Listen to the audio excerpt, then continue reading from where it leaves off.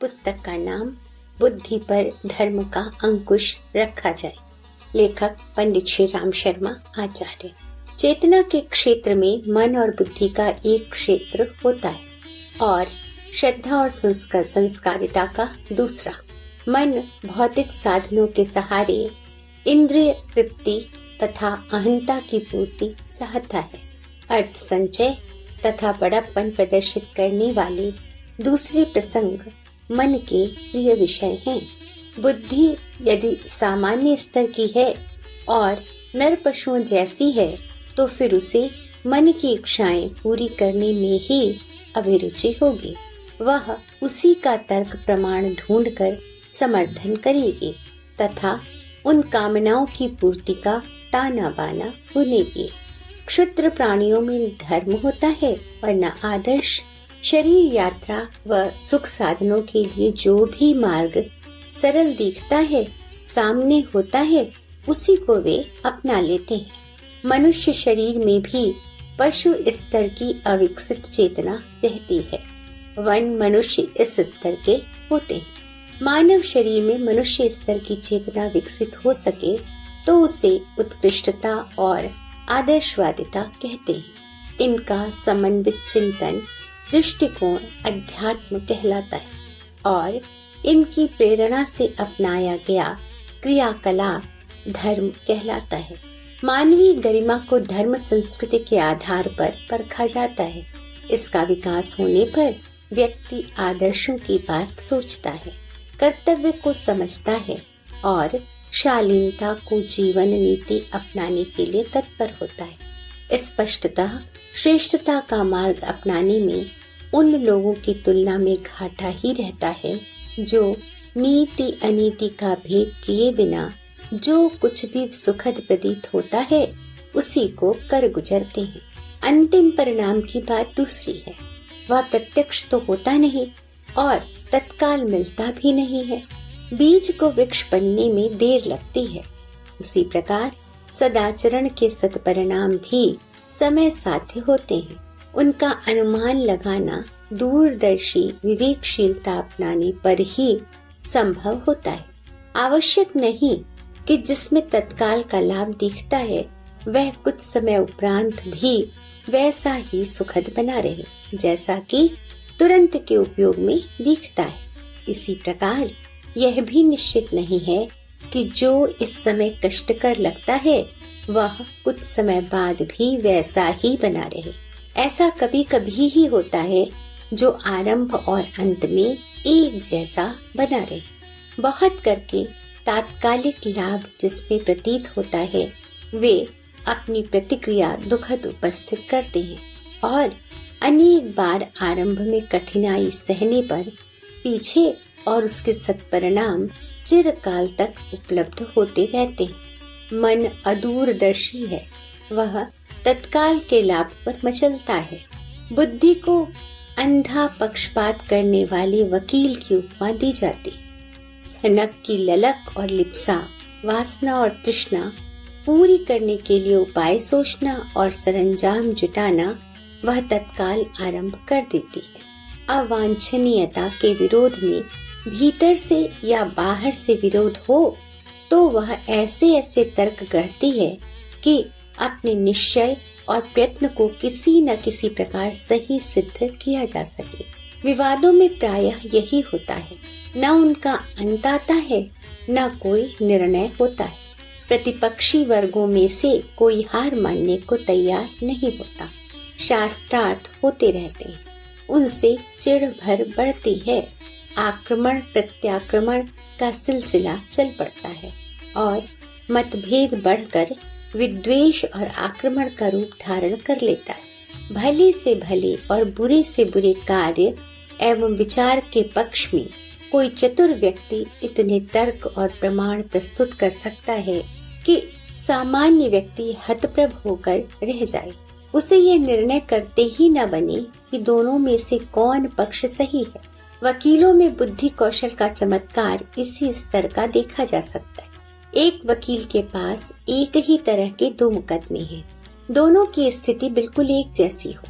उसे एक में वादी की दूसरे में प्रतिवादी की पैरवी करनी पड़े तो वह एक पक्ष में एक प्रकार के, दूसरे के पक्ष में दूसरे प्रकार के तर्क व प्रमाण उपस्थित करता है। दोनों अवसरों पर उसके जो दो प्रकार के प्रतिपादन होते हैं, उससे इस निष्कर्ष पर पहुंचना कठिन होता है कि सही क्या है और गलत क्या है। तर्क के आधार निर्णय यदि निकाल सके होते तो अब तक शास्त्रों के आधार पर धार्मिक, दार्शनिक एवं सामाजिक समस्याएं कब की सुलझ गई होती। तब राजनैतिक एवं दूसरे विवाद भी सहज ही हल हो जाया करते। तर्क से जो जिसको परास्त कर देता वही विजयी बन जाया करता। यहाँ तर्क का प्रतिवाद नहीं किया जा रहा है और न उसे निरर्थक बताने की बात चल रही है। उसकी उपयोगिता, आवश्यकता तो रहेगी ही। उसकी सहायता के बिना तो किसी निष्कर्ष पर पहुंचना ही संभव न होगा। यहाँ तो यह कहा जा रहा है कि शुष्क तर्क मात्र से तात्कालिक लाभ के पक्ष में जो आतुरता उत्पन्न होती है, उससे आवेश की रोकथाम नहीं हो सकती। उसकी रोकथाम के लिए न केवल विवेक की वरन आदर्शों के प्रति श्रद्धा की भी आवश्यकता पड़ती है।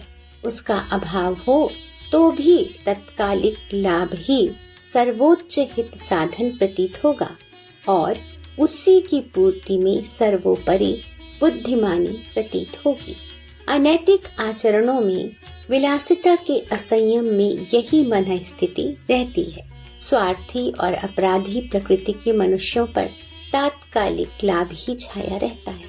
अवांछनीय मार्ग पर चलने से पीछे पश्चाताप करना पड़ सकता है, यह बात वे जानते हैं, पर क्षेत्र में दूरदर्शी विवेक और नीति पक्षी धर्म का प्रभाव कम रहने से किया वही जाता है जिसमें तत्काल लाभ मिले। पीछे उसका परिणाम भले ही हानिकारक बनता रहे। तर्क के साथ नीति का जुड़े रहना आवश्यक है। बुद्धि का उपयोग किया जाए पर उसके पीछे मानवीय आदर्शों के प्रति सघन श्रद्धा का समावेश हो। यदि ऐसा न हो सका तो निरंकुश बुद्धि भी उतनी ही हानिकारक होगी जितनी कि दुष्ट के हाथ में पहुंचने पर धन, शस्त्र, अधिकार आदि का भी दुरुपयोग होता है और उससे करने वाले तथा भुगतने वालों को समान रूप से कष्ट सहना पड़ता है। इसलिए मनीषियों ने मन और बुद्धि की उपयोगिता स्वीकार करते हुए भी विवेक और धर्म का उन पर अंकुश रखने के लिए कहा है। शुष्क तर्क की दृष्टि से प्रत्येक आदर्शवादी कार्य हानिकारक प्रतीत होता है। पुण्य परमार्थ में प्रत्यक्षतः कोई लाभ नहीं, उल्टे समय, श्रम, धन की हानि ही होती है। संयम बरतने में मन मारना पड़ता है और असुविधाएं सहनी पड़ती हैं। दूसरों को सुखी बनाने के लिए सेवा धर्म अपनाने में स्वयं को कष्ट सहना पड़ेगा। अनीतिकर्ताओं का असहयोग करने पर अपने ऊपर आक्रमण होने का भय रहता है। इस प्रत्यक्ष को देखते हुए कोई सदाशयता क्यों अपनाए। तर्क के आधार पर बूढ़े बैल को कसाई के हाथों बेचने से स्थान और चारे की बचत तथा नगद पैसा मिलने का लाभ प्रत्यक्ष है। उसकी पुरानी सेवा का ध्यान रखते हुए पेंशन के रूप में जीवित रहते तक चारा देने रहने में कोई लाभ नहीं। हर तर्क की दृष्टि से कसाई के हाथों बेचने में ही समझदारी प्रतीत होती है। ठीक इसी तर्क के आधार पर बूढ़े माता पिता से भी इसी प्रकार पिंड छुड़ाने के पक्ष में अर्थशास्त्र के सिद्धांतों को प्रस्तुत करते हुए दृढ़ता पूर्वक प्रतिपादन हो सकता है। इसी दृष्टि को अपना लें तो फिर कोई नारी प्रसव वेदना सहने और बच्चे के पालन पोषण में यौवन का क्षरण एवं सुविधाओं में अड़चन पड़ने की बात को स्वीकार क्यों करेगा। उसमें उसे प्रत्यक्ष घाटा ही घाटा है। मानवीय उत्कर्ष के पीछे आदर्शवादी सिद्धांत ही काम करते रहे हैं। यदि वे न होते तो आपस में लड़ते मरते रहने वाले हिंस्र पशुओं की तरह ही मनुष्य भी स्वार्थ संघर्ष में एक दूसरे पर घात प्रतिघात चलाते हुए पर के मर खप कर समाप्त हो गए। स्नेह, सहयोग, सद्भाव, सेवा, उदारता, संयम जैसे आदर्शवादी सिद्धांतों को अपनाने वाले आरंभ में थोड़े घाटे में रहते हैं, पर प्रकारांतर से उन्हें उस सज्जनता का लाभ असंख्य गुना होकर मिल जाता है। इस तथ्य को हृदयंगम कराने के लिए आदर्शवादी नीतिमत्ता की, धर्मनिष्ठा की आवश्यकता पड़ेगी। इसका समर्थन तात्कालिक लाभ पर आधारित शुष्क तर्क नहीं कर सकते। संकीर्ण बुद्धि उसकी पक्षधर नहीं हो सकती। शुद्र मन और क्षुद्र बुद्धि अपनाए रहकर मनुष्य नर पशुओं के स्तर का बना रहेगा। उसकी चतुरता कौवे और श्रृंगाल के स्तर की ही ओछी और कुटिल ही बनी रहेगी। तात्कालिक लाभ के लिए ललचाने वाले तर्क आरंभ में अति मधुर लगते हुए भी अंततः नितांत अहितकर सिद्ध होंगे।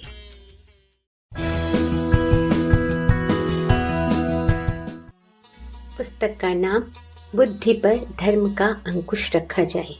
लेखक पंडित श्री राम शर्मा, आचार्य। ऑडियो 2।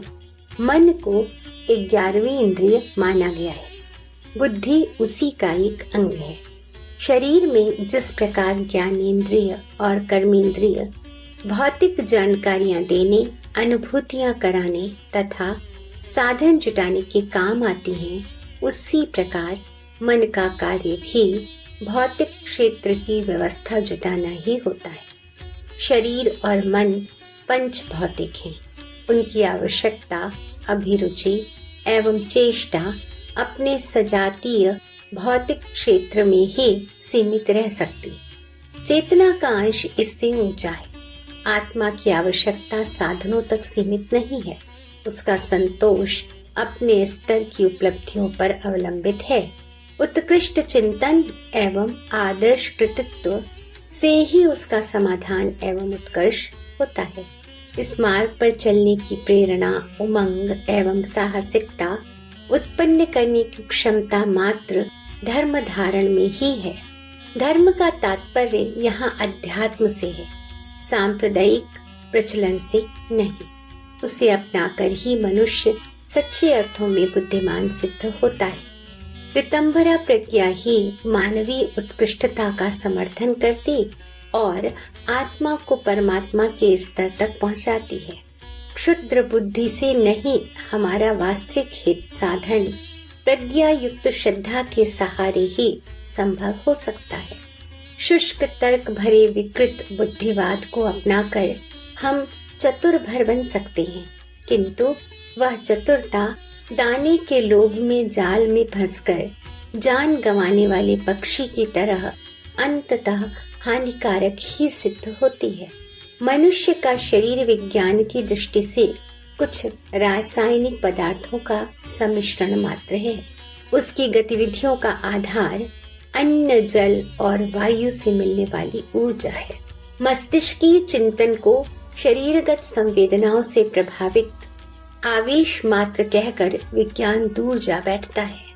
आत्मा का, निष्ठा का, संवेदना भाव का, आदर्शों के लिए कष्ट सहने का, त्याग करने की उमंगों का विज्ञान के पास कोई समाधान नहीं।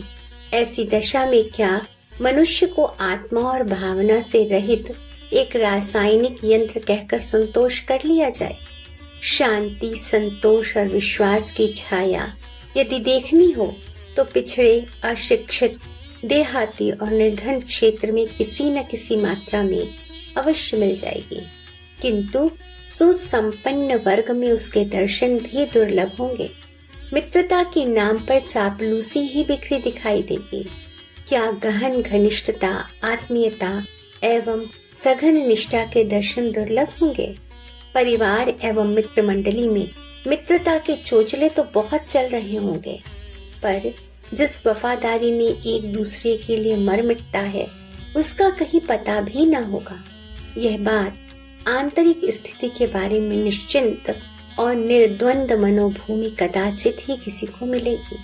मनोविकारों के तूफान उठ रहे होंगे और उनकी जलन से उद्विग्नता इस कदर बढ़ी हुई होगी कि जीवन का रस उसमें जल भुनकर नष्ट ही हो चलेगा। इसमें निर्धनता को श्रेय और संपन्नता को निकृष्ट होना कारण नहीं है, वरन यह है कि तथाकथित पिछड़े वर्ग ने अपने विश्वासों में उन तत्वों का किसी कदर समावेश करके रखा है जिन्हें अध्यात्म वर्ग में रखा जा सकता है। भाग्यवाद, ईश्वर पर विश्वास, संतोष, वचन का पालन, वफादारी का निर्वाह जैसी आस्थाएं तथा कथित विज्ञ समाज में दकियानूसी कही जा सकती हैं, पर जिनने उन्हें हृदयंगम किया है वे अज्ञ उन विज्ञों की अपेक्षा अधिक हर्षोल्लास लेकर जा रहे होंगे। दूसरी ओर संपन्नता का लाभ केवल शरीर पाता है।